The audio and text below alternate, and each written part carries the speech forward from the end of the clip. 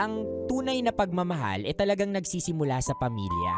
And hindi lang dahil mahal natin yung pamilya natin, yung kadugo natin, tinotolerate na natin sila kahit alam nating mali.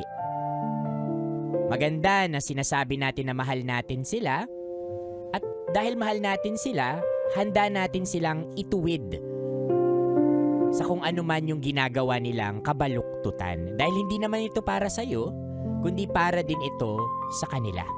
Piliin sana natin na huwag magbulag-bulagan at manatiling bukas ang ating mga mata sa kung ano yung mali at sa kung ano yung tama.